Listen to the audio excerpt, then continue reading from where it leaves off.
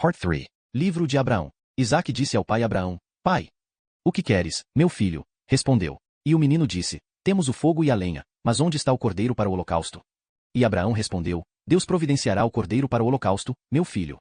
E os dois continuaram caminhando juntos. Capítulo 1. Hospital Nacional, Copenhague Niels Estava inconscient. Se não estivesse, teria visto o helicóptero aterrissar no teto do Hospital Nacional, teria visto os médicos e serventes esperando para recebê-lo, teria sentido ser erguido até uma maca e transportado por um corredor estreito que levava a um elevador. Ele estava viajando ao lado de Hannah. Talvez tenha acordado. De qualquer forma, ouviu vozes dispersas, pedaços de frases, palavras que passavam flutuando. Colhido por um trem. Não, colhido por um carro num cruzamento com ferrovia. Por que não Segbe? Condições climáticas ruins, unidade de queimados, centro de trauma. Uma frase ele ouviu muito claramente. Não consigo sentir o pulso dela. Alguém respondeu. Parecia uma discussão, mas Niels não tinha certeza. Ele viu sua mão se estender na direção dela. UVUSC susurrando. Hannah. Já estamos chegando. Hannah. Ela está piorando. Precisamos começar. Eles pararam. Pelo menos foi o que Niels pensou. Até ter a percepção, envolta numa névoa de morfina, de que era apenas Hannah que tinha parado. Ele continuou, e aquele foi o pior momento. Pior que o próprio acidente. Pior que o instante em que o carro o atingiu. Niels tinha a impressão de que havia sido partido ao meio, e no canto do olho ele viu, ou talvez tenha apenas sentido, que os médicos estavam debruçados sobre ela e, de novo ele estava inconsciente. Não fazia diferença. Agora tudo havia acabado. Foi bom. Durou apenas um momento. Porque um momento depois, quarta-feira, 23 de dezembro, a luz chegou até ele. Ele pensou, então é isso. Não estava com medo, podia conseguir somente um dar de ombros resignado para a luz que se aproximava no final da escuridão, sua vida que estava lentamente declinando, um rosto que se inclinou sobre ele, uma linda mulher, talvez um anjo que... Ele está acordado? O anjo falava com ele. Resta. Está voltando a si agora. Duas enfermeiras olhavam para ele. A mais jovem, o anjo, parecia genuinamente curiosa. A outra apenas via o lado prático, observava. Hannah, murmur e Ellie. Vou chamar o médico. Niels não sabia dizer qual das enfermeiras falará. Era muito difícil separar os pensamentos dele das palavras delas. Ele olhou por uma janela. Flocos de neve iluminados pela claridade do hospital, cujas lâmpadas nunca apagavam. Ele tentava se lembrar, tentava reunir todos os fragmentos numa lembrança do que havia acontecido. E Niels Benson? Niels reprimiu um sorriso inadequado, que supostamente se devia a algo tão banal como a alegria sentida por ele ser capaz de se lembrar do seu nome. Você está acordado. Isso me alegra. Meu nome é Asger Gameltoft. Sou o Chirurgio Principal daqui. Faço parte da equipe que o operou. A operação durou 8 horas. Hannah, Niels não ouvia a sua própria voz. E as meninas? Pode falar um pouco mais alto? O médico se curvou, aproximando-se de Niels. E elas se feriram? Você está falando das crianças? O médico se impertigou e confabulou rapidamente com as enfermeiras. Eles murmuravam como se estivessem conspirando. As meninas não se feriram. Escaparem Lises. Você salvou a vida delas. Ele empurrou para cima os óculos. Sua expressão era bondosa mas arrogante. Ele fazia um esforço honesto para ser atento, embora outras coisas ocupassem a sua mente. Vou ser franco e lhe dizer que você tem várias lesões sérias. Muitas delas são típicas das pessoas que sofreram um acidente de carro. Lesões na bacia e nas costas, na cavidade abdominal, costelas quebradas e vértebras cervicais contundidas, acumulação de sangue nos pulmões. Não vou sobrecarregá-lo agora com todos os detalhes. O importante é que você sobreviveu. Ele enxugou o suor alojado na sobrancelha e depois guardou de volta o lenço. Durante as primeiras horas da operação nós não tínhamos certeza de que você sobreviveria. Ele suspirou. Está com sede? Antes que Niels pudesse responder, uma enfermeira já estava pondo um canudo na sua boca. Beba um pouco. É suco. Você precisa de muito líquido. Morango e framboesa. Doce a ponto de nausear. O canudo na sua boca despertou lembranças perdidas da sua infância. O ruibarbo atrás do campo de futebol. Os tomateiros, com talos peludos como as pernas das aranhas. BOM. Amanhã você talvez possa comer algo sólido. Provavelmente foi a ideia da comida sólida que fez Niels baixar o olhar para o seu corpo. Seus braços se projetavam sob as cobertas. Ele viu um tubo de soro e ataduras. O que foi que aconteceu comigo? Talvez fosse melhor você deixar para conversar mais tarde. Não. Eu quero saber agora. A enfermeira sussurrou algo no ouvido do médico. O Dr. Gameltoft balançou a cabeça. Niels, você perdeu muito sangue, mas nós conseguimos estabilizar a sua situação e por isso estamos otimistas.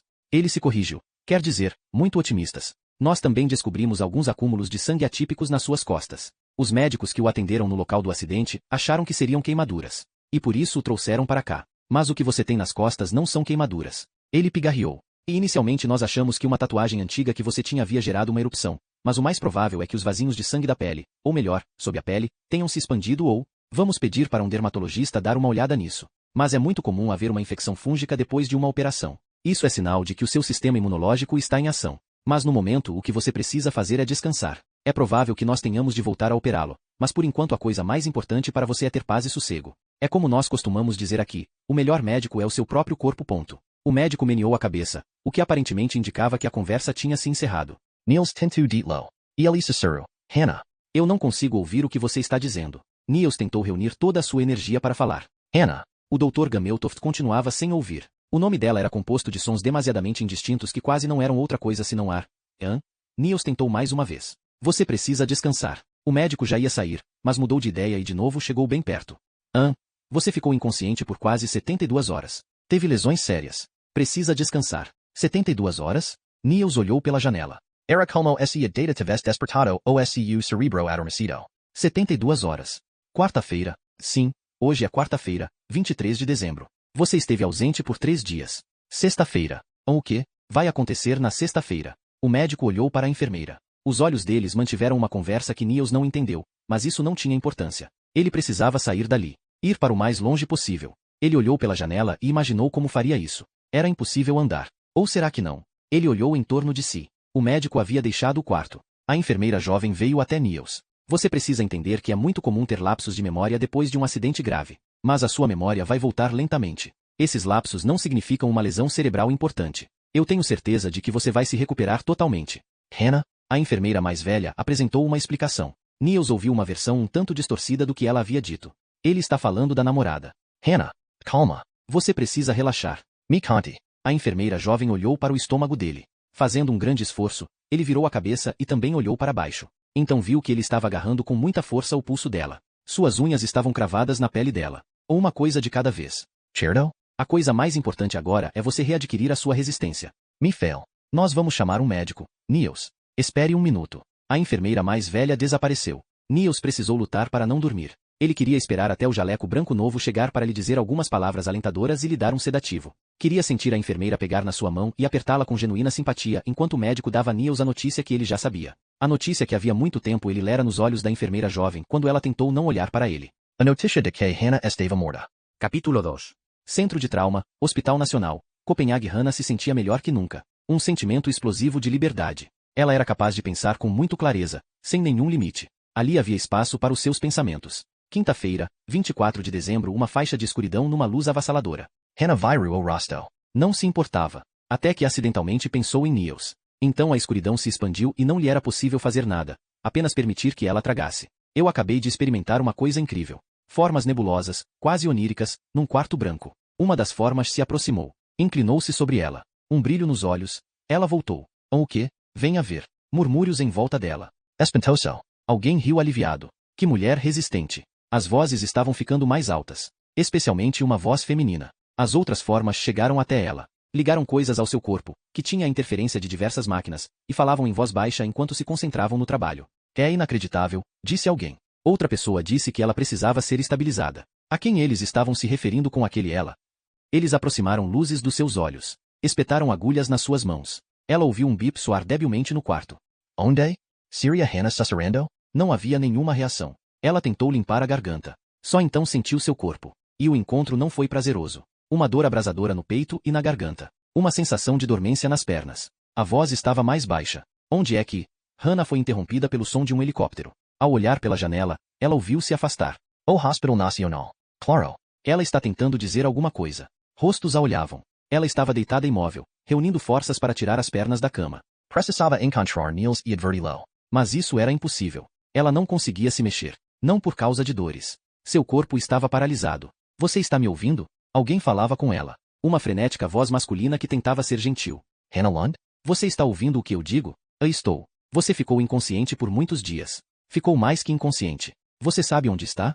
O Hospital Nacional. As palavras se recusavam a passar do pensamento para a fala. Recusavam-se a deixar a sua boca. Você sabe que está no Hospital Nacional, em Copenhague? Você se envolveu num acidente grave em Jutlândia e foi trazida para cá de helicóptero. Hannah Neo tentou responder. O médico lhe falava como se ela fosse uma criança. Você está ouvindo tudo o que eu lhe digo? Estou. BOM. Porque é importante que você... Que dia é hoje? Quinta-feira, 24 de dezembro. Feliz Natal. O rosto estava ficando mais nítido e Hannah notou um leve sorriso. Um homem jovem com óculos de armação escura. E amanhã? O quê?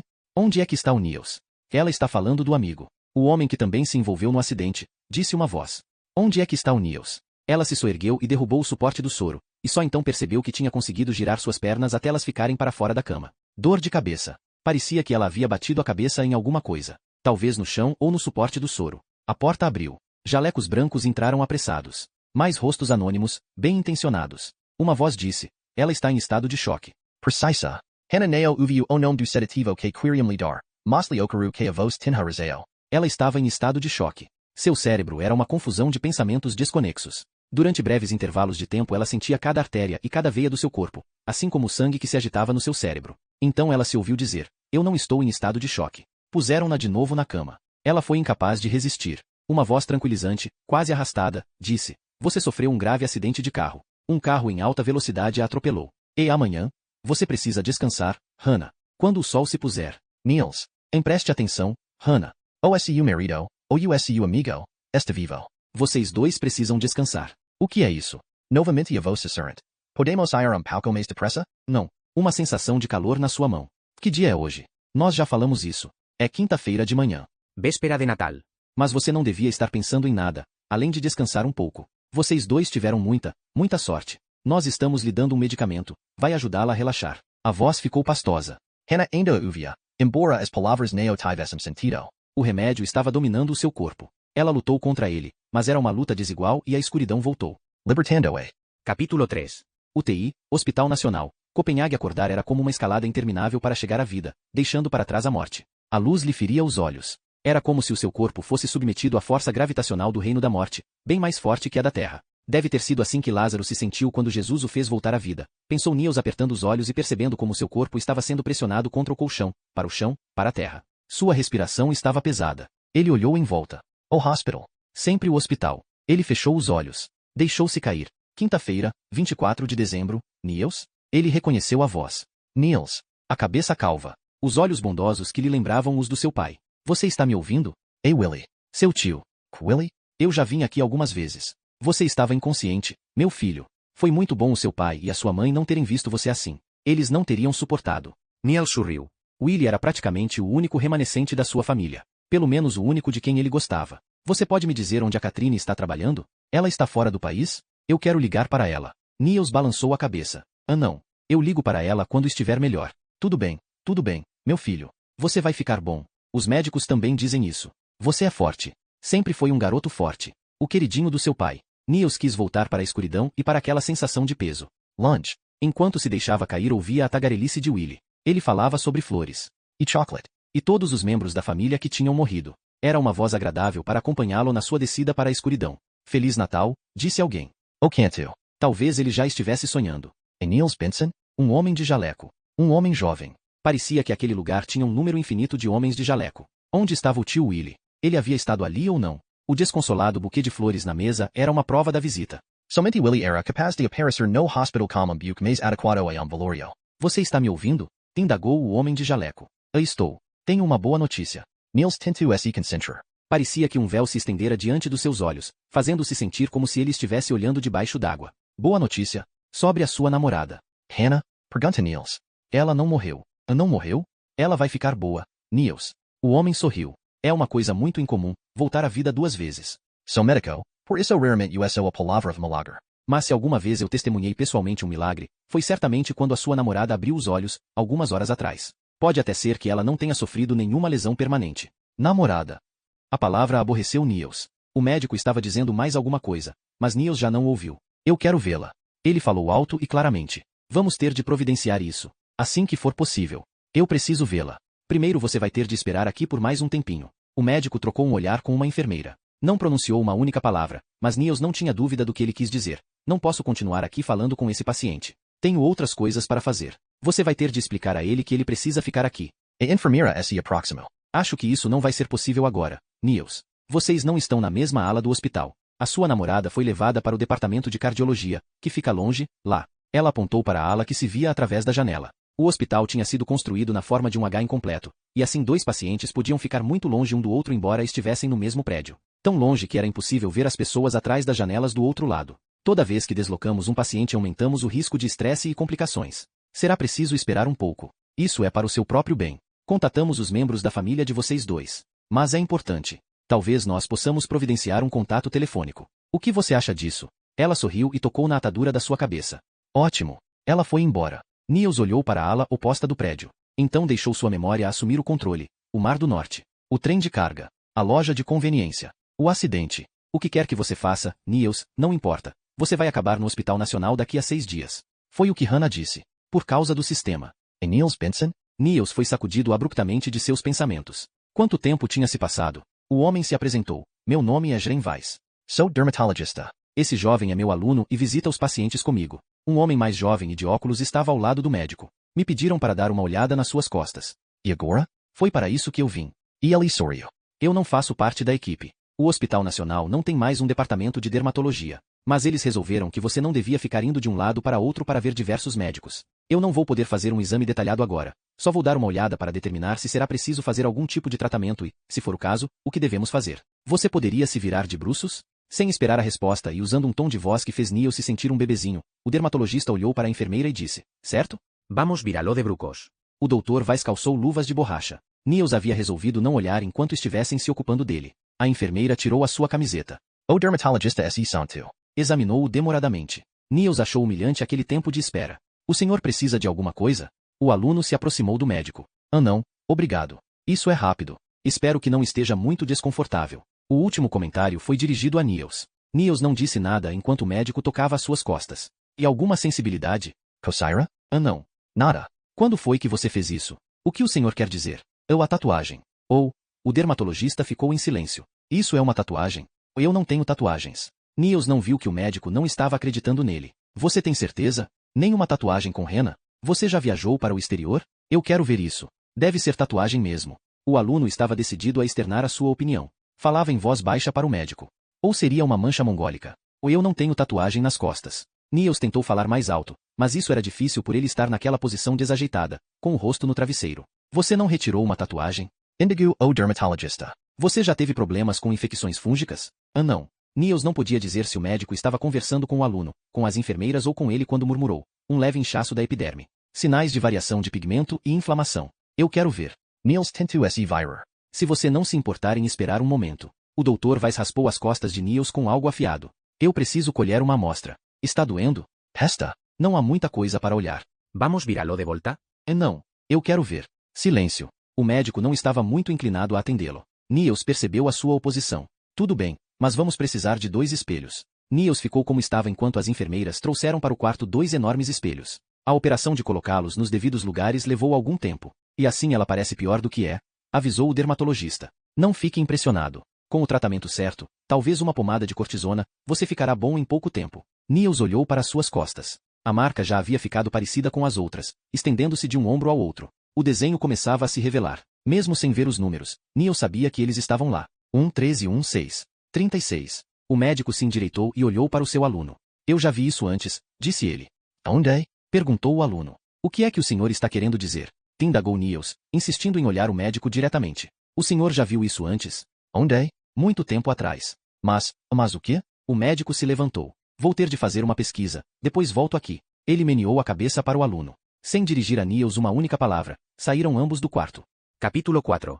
Departamento de Cardiologia, Hospital Nacional. Copenhague. Os pais de Hannah agradeceram à enfermeira quando ela lhes trouxe um pouco de comida. Hannah já vinha inalando o aroma havia horas. Carne de porco assada e molho. Seu pai comeu a porção dele e depois a da esposa, que não fazia outra coisa além de chorar sem nada dizer. Não podemos desperdiçar. Esse era o lema da vida dele. Um olhar para sua barriga enorme faria qualquer um se perguntar se as palavras eram tão sensatas quanto pareciam. Hannah sempre acra constranger turo pai por perdo. Ela se lembrava horrorizada de quando o casal aparecerá na sua defesa de tese de doutorado, sentando-se na última fileira de cadeiras do auditório. Seu pai ficou emitindo ruídos desagradáveis. Era tão gordo que ocupava uma cadeira e metade de outra. Sua mãe não disse nada. Exatamente como agora. Foi uma visita prolongada, embora se tenha dito pouca coisa. Havia muito tempo Hannah achava, cases pias tinham desistido dela. Depois da doença e da morte de Johannes. E depois que Gustava deixará. Tudo isso era demais para eles. Estranho demais. Mesmo quando criança, Hannah lhes parecerá uma estranha. Finalmente eles se foram. Já na porta, uma última pergunta. Ela queria que eles ficassem mais um pouco? Não, é melhor vocês irem. Eu quero descansar um pouco. Os pais de Hannah estavam pretendendo passar a noite ali com seu meio-irmão. Como o velho tinha problemas de coluna e só conseguia dormir bem na sua própria cama, ele dormiria sentado numa poltrona. Umas poucas horas apenas. No dia seguinte eles voltariam para casa. Minha doce menininha, sussurrou sua mãe antes de sair. Mas Hannah não era mais a menina de ninguém. Nem de Gustav nem dos seus pais. Você tem certeza de que não quer nada? Indagou a enfermeira enquanto limpava os pratos da visita dos velhos. Eu quero falar com o Niels. A enfermeira olhou para ela sem entender. Niels Benson. O homem que estava envolvido no acidente. Ele está aqui no hospital? Pasma, Hannah balançou a cabeça. Devia ser por causa do Natal, pensou ela. Muitas enfermeiras substitutas, menos experientes, tinham sido recrutadas para os feriados. Finalmente apareceu uma enfermeira conhecida. Bochechas gorduchas, olhos sorridentes. O nome dela era Randy. Isso, era Randy. Randy? Eu disse a Hannah.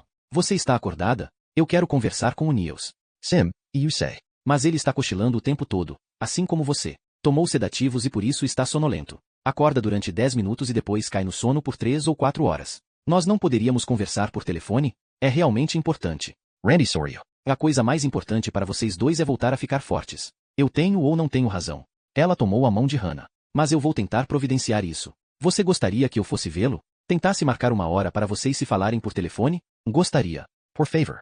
Randy foi embora. Hannah Alhu pela janela. Agora estava escuro. Era véspera de Natal no Hospital Nacional. Hannah fechu os olhos a ver nova mini passos cautelosos aproximando-se. Inicialmente ela achou que a vel hoda devia estar perdida. Não usava jaleco branco e havia algo de muito confuso e distante no seu olhar. Hannah Lund? Disse a mulher aproximando-se. E é você? Hannah não respondeu. Sentia-se lerda e fraca. Meu nome é Agnes Davidson. E a mulher estendeu para Hannah a mão frágil, mas acabou por apenas lhe afagar as costas da mão. Eu poderia falar com você um momento? Ela já devia ter bem mais de 70 anos. Sua pele parecia um pergaminho e o cabelo lembrava uma planta murcha, mas seu olhar era vivo, inteligente. Você esteve num acidente de carro, certo? Sim. Você estava num carro que foi atingido por outro? Eu não estava num carro. Eu fui atingida por um carro. E isso aconteceu 5 dias atrás? Mas o que é que vem a ser isso? Eu estou aqui para lhe perguntar sobre a sua experiência de quase morte. Hannah Sorio e Balanku Akabika. O coração da pessoa não tem de parar para que isso aconteça? Então foi a vez de Agnes, surpresa, balançar a cabeça. Ninguém lhe contou nada sobre o que aconteceu? Sim, eles contaram. Disseram que foi. Sério. Hannah. Agnes chegou mais perto. Você morreu. 2 vezes. Você deve estar enganada. Eu não entendo porque eles não lhe contaram. Imagino que isso seja típico do Hospital Nacional. Durante os feriados parece que a comunicação com os pacientes deixa de existir. Confie em mim, eu sei. Trabalhei aqui toda a minha vida. Eu não entendo. A enfermeira entrou quando Hannah estava tentando sair da cama e derrubou o suporte do soro. Alguém começou a protestar. Ela quis berrar. O que é que aconteceu comigo? Mas o que conseguiu dizer num grito rouco foi: eu quero respostas. Agora. Pneumothorax espontâneo. O médico havia resolvido que Hannah era uma das nossas, como disse para ela. Não somente uma acadêmica mas uma cientista respeitada. Por isso não se recusou a lhe dar uma explicação complexa. As pleuras pequenas da superfície dos pulmões se rompem, levando o ar da cavidade pleural e do pulmão a se compactar. Muitas vezes essa ruptura se fecha espontaneamente, e então o pulmão se expande de novo. O médico olhou para ela. Você precisa descansar? Ah não. Quero ouvir tudo. Por causa da colisão houve no seu caso um gotejamento, que age como uma válvula para que o ar chegado à cavidade pleural não entre nos pulmões. Nesse ponto ocorreu o pneumotórax induzido por pressão, com cada vez mais ar sendo aprisionado na cavidade pleural. Esse é um estado grave e potencialmente fatal. Mas, ele sorriu. E agora temos os seus pulmões novamente sob controle. Assim como a contusão no seu coração. A velha disse que eu morri. Eu tenho tentado imaginar o que foi que aconteceu de errado para não terem lhe transmitido essa informação. Parece que nós precisamos fazer um trabalho melhor no que diz respeito à comunicação entre médicos e pacientes durante os feriados. E é verdade. Hannah insistiu.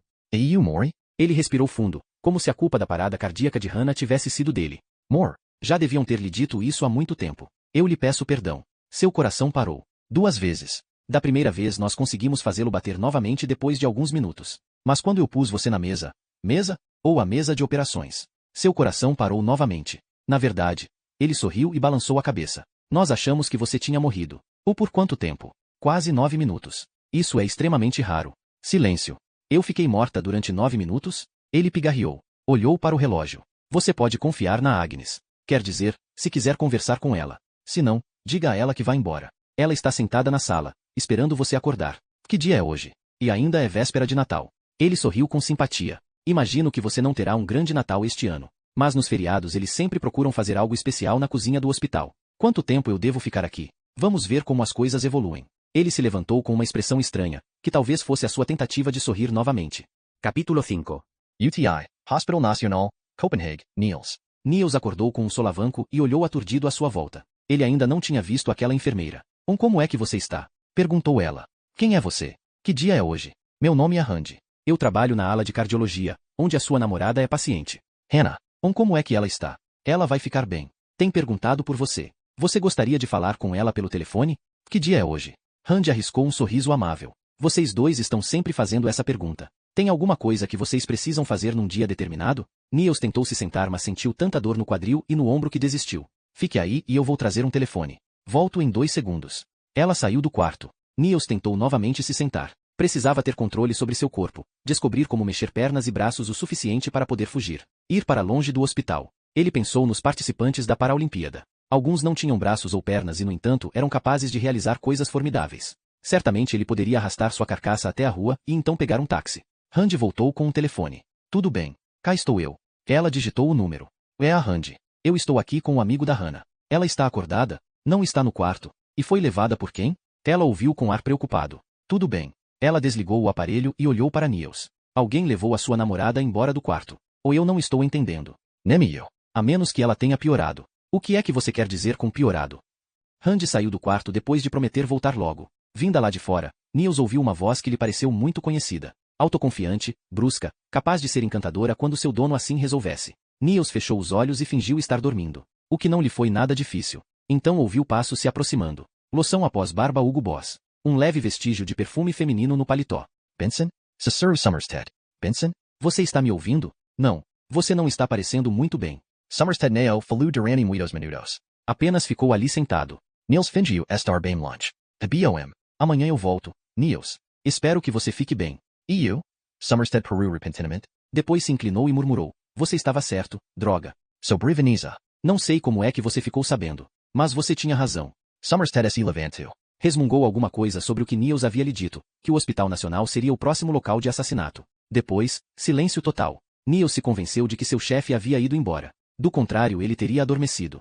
Capítulo 6. Corredores do Hospital Nacional. Copenhague, ela não tem um lugar melhor para estar na véspera de Natal? Hannah não podia deixar de pensar isso enquanto Agnes empurrava sua cama hospitalar para dentro do elevador. Até agora tudo bem. Não deixe de me avisar se começar a sentir dor. E a velha sorriu. Dos seus lábios rachados saiu um riso rouco, quase sem som, que revelou uma longa vida de fumante. Sou aposentada e trabalhei aqui na ala de maternidade até 10 atrás, quando me diagnosticaram com câncer. Os médicos me deram 2 anos de vida, no máximo. Então eu dediquei meu tempo a algo que sempre havia me interessado. E é por isso que eu a procurei. Você está interessada em acidentes de carro? Ah, não. Em experiências de quase morte. Talvez essa minha sobrevida se deva ao fato de eu ter passado tanto tempo pensando na morte. Você até pode dizer que a morte pôs em fuga o meu câncer. Ela sorriu. De qualquer forma, ele ainda não acabou comigo. Eu pareço mórbida? Fique à vontade para dizer o que estiver pensando. Você acha que eu sou maluca, não é? Ah, não. Então tudo bem. Para mim há uma certa lógica em continuar o meu trabalho de parteira com um estudo de experiências de quase morte. Eu passei a primeira parte da vida ajudando as pessoas a virem ao mundo. Estou usando a segunda parte para tentar entender o que acontece quando nós o deixamos. Mas eu não tive uma experiência de quase morte. Eu quero lhe mostrar o que aconteceu. Onde você morreu. Talvez isso refresque a sua memória. O elevador chegou ao térreo, e Agnes empurrou a cama para o corredor. Era evidente que ela estava em terreno conhecido. Segurando com as 2 mãos a cabeceira, ela empurrou a cama pela sala. Hannah ergu o olher para o quixo de Agnes 8 ela perceber isso e dizer. Vamos começar com o fenomeno de experiência de quase morte. O que é isso, exatamente? Ela respirou fundo. O fenômeno já é conhecido há muito tempo. Porque houve pessoas que morreram mas depois voltaram à vida e relataram o que experimentaram. E as últimas convulsões do cérebro? Talvez. Poucas pessoas levam a sério essas histórias. A maioria apenas ri. Mas as técnicas médicas melhoraram gradualmente e nós nos tornamos capazes de reviver um número cada vez maior de pessoas, e com isso o nosso conhecimento aumentou bastante. Os médicos e cientistas estão começando a levar a sério o fenômeno. Você já ouviu falar de Elizabeth Kubler-Ross e Raymond Moody? Não tenho certeza. São 2 médicos que na década de 70 empreenderam uma pesquisa pioneira sobre o fenômeno. De acordo com eles, há 9 elementos básicos que frequentemente são considerados em relação às experiências de quase morte. Estou falando rápido demais? Eu sou astrofísica. Agnes Rio. Os 9 elementos são: um som de zumbido, a diminuição das dores, uma experiência de estar fora do corpo, na qual o agonizante flutua, por assim dizer, fora do seu corpo. A impressão de ser puxado por um túnel escuro a uma velocidade absurda. A impressão de pairar acima da Terra e de olhar para ela como se de um ponto privilegiado de observação em outro planeta. Encontros com pessoas que parecem impregnadas de uma luz interna, frequentemente amigos e parentes já mortos. Um encontro com uma força espiritual. Deus? Talvez. Esse encontro é seguido por um breve resumo da vida da pessoa agonizante. A vida passa diante dos olhos dela, como costumamos dizer. Finalmente, e isso pode parecer o mais estranho de tudo, há uma oferta para voltar à vida ou permanecer onde está. Você quer dizer que perguntam para a pessoa se ela quer viver ou morrer? Se essa é uma maneira de dizer o que ocorre. E nesse momento a maioria das pessoas escolhe o novo lugar? Priscasem. Que grande bobagem. Vida após a morte. E pelo menos de acordo com Kubler-Ross e Moody. Para eles não havia dúvida. Eles consideraram isso uma prova de que um número significativo de pacientes foi capaz de descrever essas experiências. Claro, havia muitos céticos. Um deles era o Dr. Michael Sabon. O Dr. Sabon realizou ele próprio uma pesquisa. E se surpreendeu muito ao ver o resultado dela. Até 60% dos pacientes ressuscitados na clínica cardiológica onde ele trabalhava foram capazes de descrever sua experiência de quase morte. E com grande detalhe. Agnes olhou para Hannah antes de prosseguir. E há também uma explicação biológica. As pupilas dos olhos se expandem notavelmente quando o corpo está prestes a morrer. Assim, estamos falando de uma percepção visual muito real. Você pode chamar isso de uma forma de ilusão visual sofisticada. Outra explicação física é que no momento da morte o corpo experimenta um tipo de envenenamento por dióxido de carbono. Sabes que o envenenamento por dióxido de carbono dá às pessoas a impressão de estarem sendo empurradas ao longo de um túnel. Outros dizem que se trata simplesmente de alucinações. Uma espécie de doença mental. Agnes Davidsen deu d'ombros. Talvez tenha a ver com a tentativa subconsciente de ocultar da pessoa o fato quase insuportável de que ela está prestes a morrer. Assim, a mente cria uma experiência para mostrar que a coisa não é tão ruim. A pessoa está rumando para a luz, o calor e o amor. Mas isso não explica tudo. Eu achei que você ia dizer isso. Existem exemplos de pessoas que morreram e ao voltarem à vida foram capazes de descrever encontros com outras pessoas enquanto estavam mortas, embora na época elas não soubessem que essas outras pessoas estavam mortas. Isso não é fascinante? Agora até a ONU entrou na questão. O que é que você está querendo dizer? Agnes começou a empurrar a cama de Hannah, transpôs uma porta, virou e ajustou o freio. Em 2008 aconteceu, com o patrocínio da ONU, uma reunião importante sobre as experiências de quase morte. Os pesquisadores puderam externar publicamente os seus questionamentos sobre a percepção da consciência e todas as experiências que nós não podemos explicar sem sermos ridicularizados. A ciência é implacável. Sim. Pela mesma razão, no ano seguinte um grupo de médicos resolveu iniciar uma investigação sobre experiências de quase morte. Eu não acho que seria fácil estabelecer fatos verificáveis. Não. E no entanto um médico inglês propôs um método muito simples, quase bobo. Qual é? Nos quartos de pronto-socorros e de centros de trauma de muitos países diferentes foram instaladas prateleiras perto do teto, bem no alto, para que ninguém pudesse ver o que havia nelas. Diversas imagens foram colocadas lá. Hannah estava comunicando a imaginar aonde Agnes ia chegar como aquilo. Ela olhou para cima. Inicialmente não viu, mas então olhou para o outro lado do quarto. E lá estava. Bem no alto, 10 centímetros abaixo do teto, havia uma pequena prateleira preta. Agnes estava olhando para ela. Ninguém sabe que tipo de imagem está lá. Nem mesmo eu. Ela chegou da sede em Londres num envelope selado. Hannah sentiu a boca secando, e o coração martelando. Queria ser dali. Capítulo 7.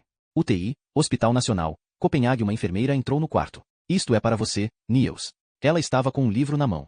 Do dermatologista. Como é que ele se chama? Jorgen Was. Ela sorriu. Você é bom nos nomes. E o seu policial? Ela lhe entregou o livro. O Dr. Weiss encontrou isso para você. Ele até marcou o lugar. Disse que depois do Natal vai passar aqui para examiná-lo novamente. Niels olhou para o livro. A capa de couro preto não tinha nenhuma informação. Acho que ele fala de doenças da pele. Uma pequena tira de papel amarelo se projetava fora do livro. A enfermeira disse mais alguma coisa mas Niels já não a ouvia. Estava olhando para uma foto antiga em branco e preto que mostrava as costas de uma pessoa. O que é isso? Ela não conseguia esconder sua curiosidade. Uma tatuagem? Niels não respondeu. Tinha dificuldade para respirar. As costas da pessoa estavam praticamente idênticas às de Niels. 36. O número 36 em muitas variações, desenhado com uma virtuosidade que fez seu estômago revirar. Alguma coisa errada? Ele continuou olhando a foto. E Niels? Quem é o homem dessa foto? Niels se recompôs o suficiente para ler a legenda. É um paciente. Hospital Nacional. 1943. Síndrome de Warning. Ele é dinamarquês? Perguntou a enfermeira. Niels folheou o livro grosso. Warning. Seria o nome de alguém? Havia ali outra informação qualquer? Ele precisou desistir. Só dizem isso. Ele olhou para a enfermeira. De onde veio o livro? Do dermatologista. Não sei onde ele conseguiu o livro. Eu preciso saber isso. Preciso saber quem é esse paciente. Preciso saber tudo. Ligue para o dermatologista e pergunte para ele. Mas é véspera de Natal. E agora? Só um minuto. Ela tirou o livro das mãos de Niels. Ele quase protestou, mas se conteve. Ela saiu do quarto. Antes de fechar a porta, desligou mecanicamente a luz. No esquiro. Niels pensou em Hannah. Luz. A enfermeira estava de pé na porta. Eu apaguei a luz? Perdão. Ela se aproximou. Niels tentou acalmar a respiração. Você está com dor? Quer água? Você falou com ele? Niels olhou para o livro nas mãos dela. O falei. Ele disse para você não se preocupar. Que ninguém morre disso.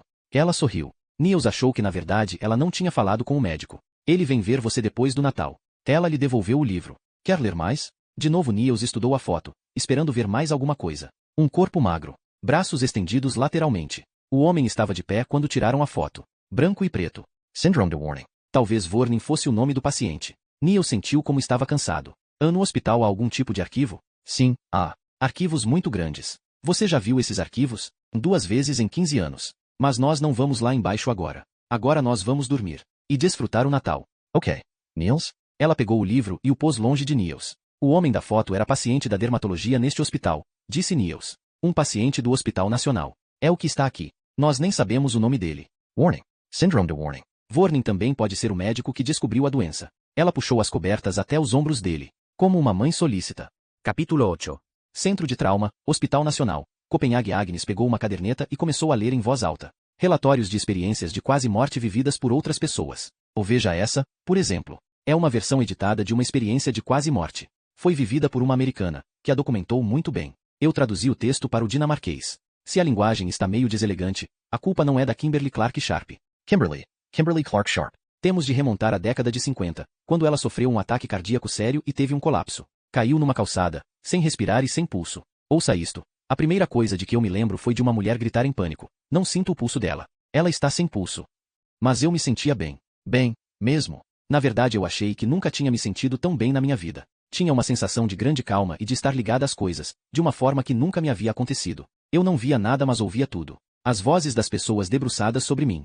Então tive a sensação de estar em outro lugar, um lugar onde eu sabia que não estava sozinha, mas que eu não via claramente por causa da névoa escura que me rodeava. Agnes ergueu o olhar. Continuo lendo. Ela prosseguiu antes que Hannah pudesse responder. Hannah desconfiava que a velha estivesse submetendo a estratagemas psicológicos simples.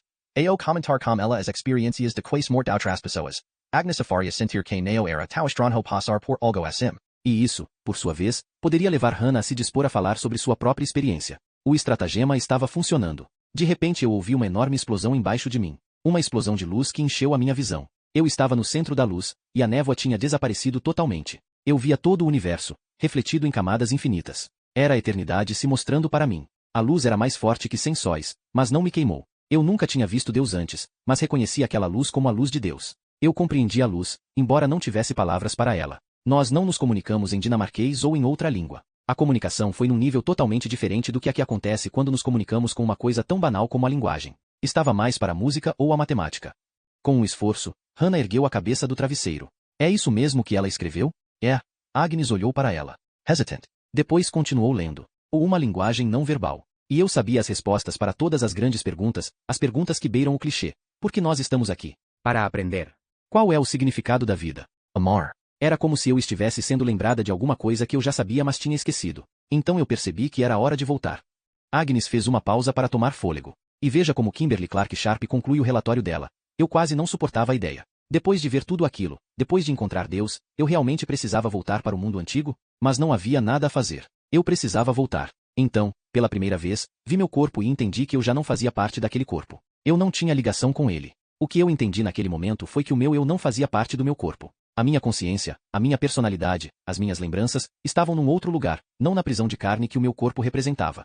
Agnes ergueu o olhar. Tem mais? Indigo Hannah. Ou a história é essa. Olhe uma foto dela. E ela passou a caderneta para Hannah, que examinou a figura de uma típica dona de casa americana, como se a foto tivesse sido tirada diretamente de um programa da Oprah Winfrey. O corpo como uma prisão. Hannah estava pensando alto. É uma impressão muito comum nos casos de experiências de quase morte. A separação de corpo e alma. Vamos para a Índia. Como? Experiências de quase morte podem ser encontradas em todas as religiões e culturas. Essa que eu vou relatar agora não está escrita, mas eu me lembro do que aconteceu. Um indiano chamado Vasudel Pandey. Aos 10 anos de idade ele teve uma doença misteriosa que o matou. Eu sempre desconfiei das histórias que começam com uma doença misteriosa. Pela descrição dele seria um paratifo. De qualquer forma ele morreu. Depois de ter sido dado como morto, seu corpo foi transportado para o crematório. De repente ele mostrou sinais de vida. Foi imediatamente levado para o hospital, onde vários médicos o examinaram. Eles tentaram muitas técnicas de ressuscitação, inclusive injeções. Finalmente os médicos conseguiram fazer o coração funcionar de novo, mas ele não estava consciente. Só depois de 3 dias em coma profundo o menino despertou. E então o que foi que aconteceu com ele? Pergunta Hannah. Ah, você vai ver. E a velha sorriu. Você está curiosa. Quando faço palestras sobre esse assunto costumo dizer que as experiências de quase morte impressionam tão fortemente que as pessoas nunca as esquecem. Isso pode parecer ridículo, mas é verdade. Tempos depois Vasudel Pandey descreveu a sua experiência, ou melhor, a impressão, de 2 pessoas o terem erguido e levado para longe. Pandey logo se cansou, e então as 2 pessoas precisaram arrastá-lo. Eles logo encontraram um aleijado.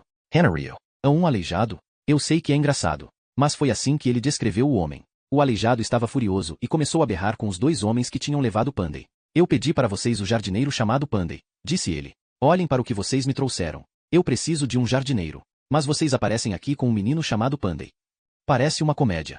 Pode ser. Pandey disse que quando recobrou a consciência um grande grupo de familiares e amigos rodeava o que eles diziam ser um caixão de criança. Entre eles estava o jardineiro chamado Pandey. O menino contou para o homem o que tinha ouvido, mas o jardineiro e todos os outros riram dele. O Pandey jardineiro era forte e jovem. Mas no dia seguinte, Agnes fez uma pausa para impressionar. Ele morreu, sussurrou Hannah. Isso mesmo. O silêncio envolveu o quarto como uma bolha à prova de som. A história é muito bem documentada. Mais tarde Pandey, o menino, disse que o aleijado era Yama, o deus hindu da morte. O menino disse também que os mesmos dois homens o trouxeram de volta quando ficou claro que eles tinham levado o Pandey errado. A velha respirou fundo. Era evidente que falar tanto estava exigindo muito dela. Não tenho dúvida de que a história de Vasudel Pandey também vai acabar no livro. No livro? Anna sorriu. Pense no que a morte significa para todos nós. É a única coisa de que temos certeza. Todos nós vamos morrer. A única coisa que nos liga genuinamente como seres humanos. A única coisa comum a todos nós que transcende todas as fronteiras nacionais, as diferenças culturais e religiosas. Todas essas coisas. Alguns psicólogos dizem que tudo o que nós fazemos se relaciona de algum modo ao fato de que a morte nos espera. É por isso que nós amamos. É por isso que temos filhos. É por isso que nos expressamos. Por outras palavras, a morte está presente em todas as ocasiões. Assim, por que não tentarmos descobrir o máximo possível sobre ela? Eu pensei no fato, e isso parece absurdo, então você pode rir à vontade. Estou acostumada com essa relação, de que muitas pessoas leem guias antes de viajar. Querem saber alguma coisa sobre Paris ou Londres, ou outro lugar qualquer para onde estão indo. Assim elas ficam preparadas. A morte é o destino final, e eu quero escrever um guia. Isso lhe parece maluco? Hannah Balancoa Kabika. Explicado assim. Não. Agnes Davidson se inclinou para a frente e olhou bem olhos de Hannah. Quer me contar o que lhe aconteceu quando você estava morta? Hannah hesitou. Em algum lugar um rádio estava tocando música de Natal. Estou viajando para passar o Natal em casa. Hannah. Nós falamos sobre o momento da morte, mas ela é mais um processo. A respiração cessa, o coração para de bater e o cérebro deixa de funcionar. Mesmo quando esse processo se encerra, há um período, para alguns indivíduos ele pode durar até 1 hora, em que é possível fazer a pessoa reviver. Assim, a questão é, o que acontece com o morto durante esse tempo? É isso que nós estamos pesquisando. Ela pôs a mão no braço de Hannah. Quanto tempo você ficou morta? Eu não sei. Hannah fez um esforço e encolheu os ombros. Cerca de 9 minutos, disse-lhe Agnes. Pelo menos foi o que me disseram. Hannah não respondeu. Pode falar à vontade comigo. Eu não vou usar a sua experiência para fazer alguma coisa a que você se oponha. Meu principal interesse é apenas ouvir o que você tem a dizer. Lembre-se de que há muitos elementos comuns nas experiências de quase morte e ao mesmo tempo não existem duas experiências absolutamente iguais. Sempre há pequenas diferenças. Você estaria disposta a me falar sobre isso? Hannah Olhupara Pradalira. Acho que não. Por que não? Ela hesitou. Acho que eu não quero ser a prova. Riso Ruko de Agnes. Eu a prova da vida depois da morte? Não é isso que nós estamos procurando. Nós chamamos esse estudo de estudo da consciência. Assim ele não parece tão assustador. Silêncio. Finalmente Agnes perguntou. Hannah, você sabe o que é que está lá em cima na prateleira?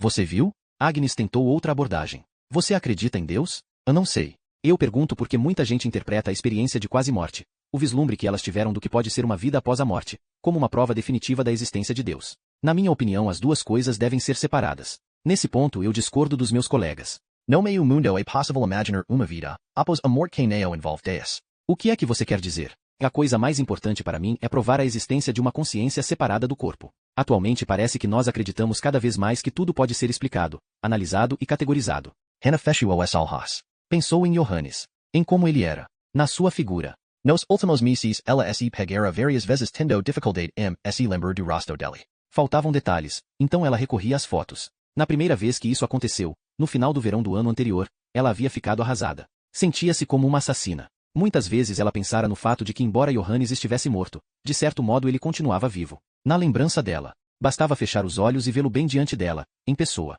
Agora que isso não era mais possível ela o havia empurrado definitivamente para a escuridão. Hannah, a voz vinha de longe. Com um ligeiro eco.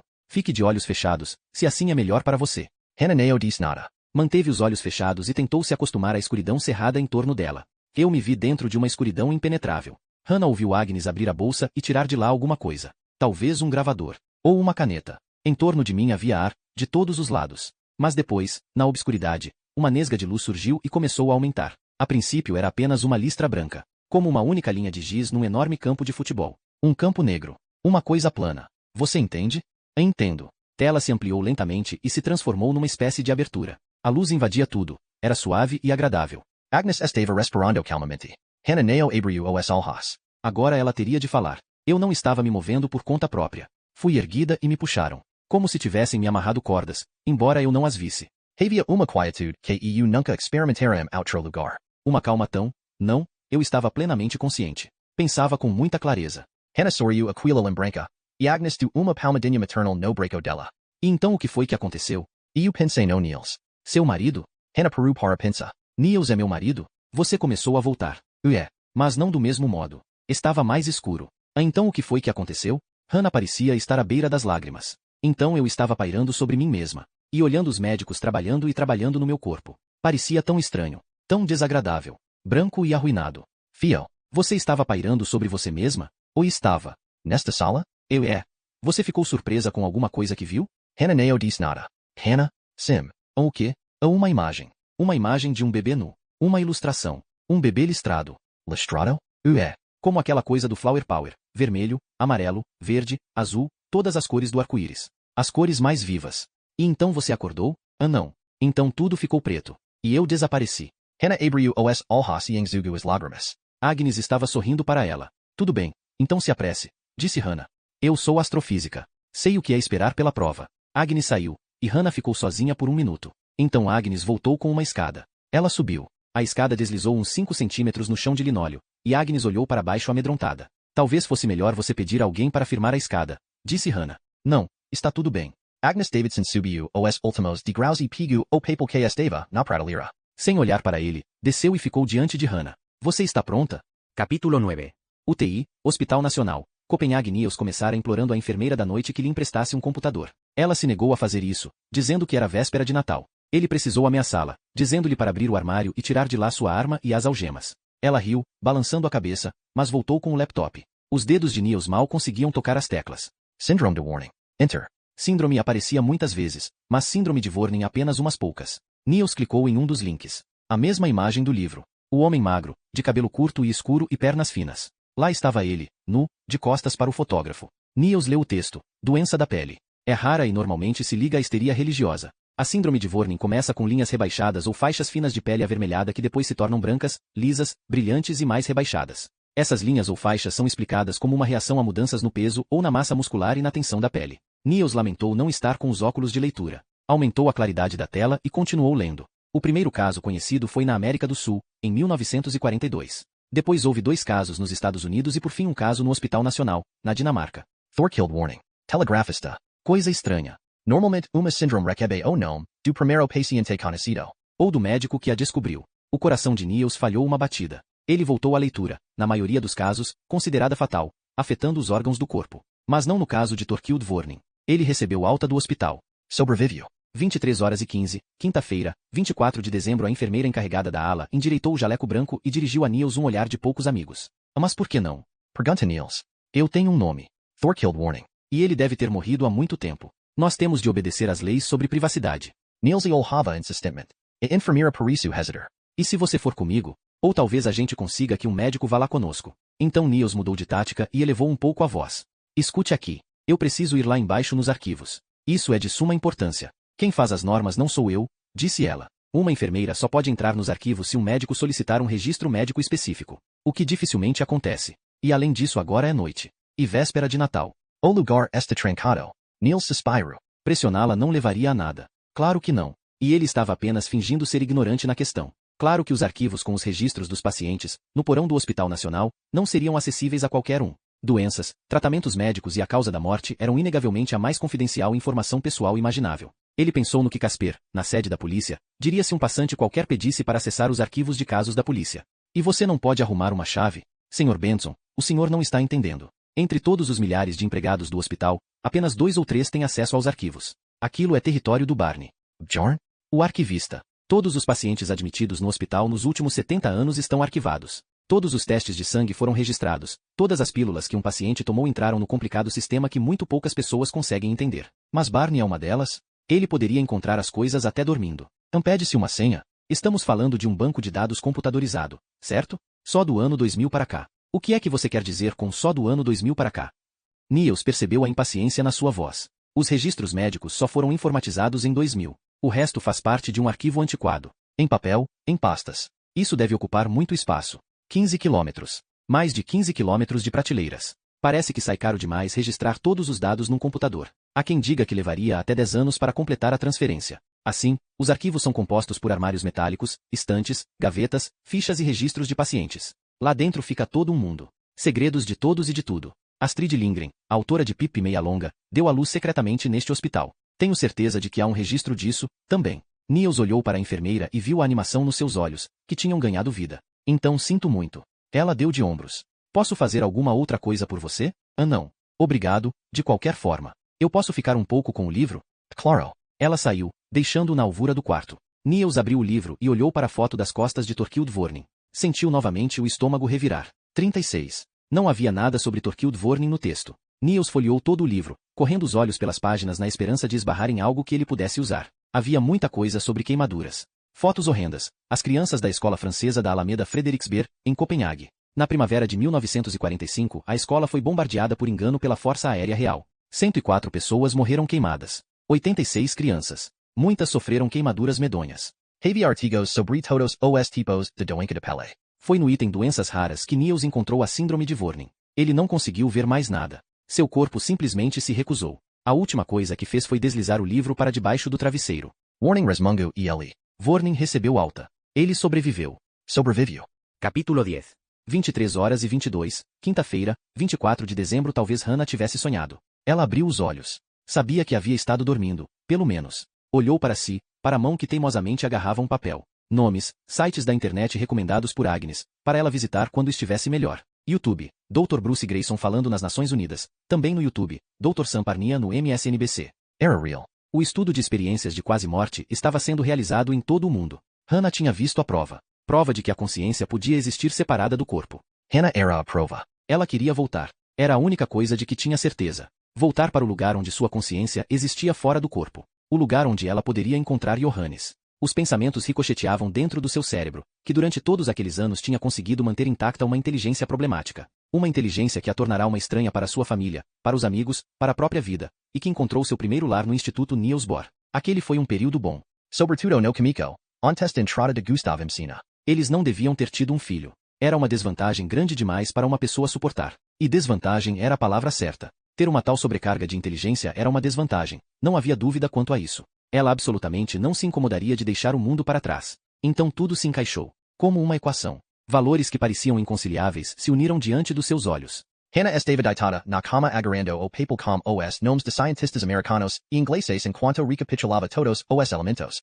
Johannes. O suicídio dele. Consciência. Niels. O sistema. O 36. Ela sabia que precisava continuar. Tinha de deixar seu corpo. E ela sabia como Niels podia ser salvo. Isso é muito ruim? Murmurou ela para si mesma enquanto erguia as cobertas para ver seu corpo ferido. Ela não sabia. Estava quase tudo coberto por ataduras. Talvez fosse por causa das decorações de Natal que alguma enfermeira esforçada tinha dependurado no quarto, ou talvez fosse a química que lhe haviam administrado, mas quando ela se olhou teve a imagem pueril de um presente de Natal. Se a envolvessem com uma fita, ela estaria pronta para ser posta sob a árvore. Hannah tentou girar as pernas para fora da cama, mas elas resistiram.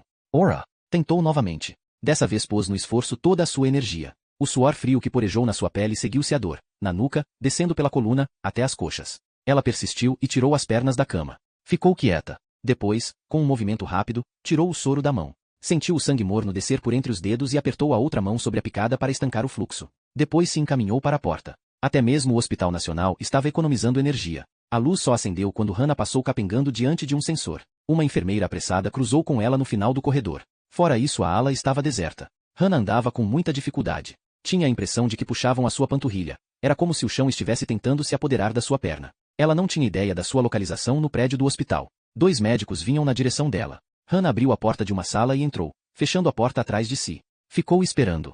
Você veio rápido. A voz assustou Hannah. Uma moça de uns 20 anos estava deitada numa cama hospitalar. Tinha o pescoço engessado e falava com dificuldade. Estou com muita dor. Foi por isso que eu toquei a campainha. Hannah se aproximou. A moça havia seguramente quebrado o pescoço, porque não conseguia manter a cabeça erguida. Eu não sou enfermeira. Sou paciente aqui como você. Você está perdida? Estou. Elas olharam uma para a outra tentando encontrar o que dizer para dar um sentido àquela situação. Fique boazinha. Eu espero que você melhore, disse Hannah, e em seguida saiu. Quando fechou a porta sentiu o desapontamento da moça espetando a sua nuca. Mas não havia tempo. Era preciso encontrar Niels. O que é que você está fazendo aqui?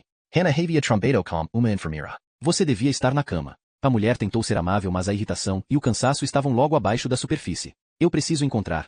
Hannah percebeu que estava apertando a mão da enfermeira. Como estava se apoiando nela, se a moça a soltasse ela cairia. Não, você precisa ficar na cama. Você sofreu um grave acidente de carro e o repouso é importante para sua recuperação. Eu tenho de encontrar o Niels. Você precisa me ajudar. Hannah se soltou. Ela não soube onde encontrou a força para isso, mas conseguiu se arremessar pelo corredor. Ouviu a enfermeira gritar atrás dela. Alguém me ajude aqui. Hannah caiu. Quando a enfermeira a alcançou, ela a agrediu. Não foi um golpe forte, mas sua mão atingiu a face da enfermeira. De todas as direções surgiram pessoas de jaleco branco. Hannah não tinha ideia do lugar de onde elas podiam ter vindo, do lugar onde elas estariam um momento antes. Que ela me bateu. A enfermeira estava presta a correr. Hannah foi vigorosamente levantada. Estendeu o braço, tocou a mão da enfermeira e sussurrou. Desculpe. Ela ficou sem saber se a mulher a havia ouvido ou não. Puseram-na de volta na cama. Com um novo soro. Hannah tentou afastá-los. Tirem as mãos de mim. Vozes tranquilizadoras entoaram. Descanse, vai ficar tudo bem, fique calma. Me largam. Gritou ela. Niels. Niels. Ela ouviu um eco na sua voz e ficou sem saber se apenas tinha sonhado tudo aquilo.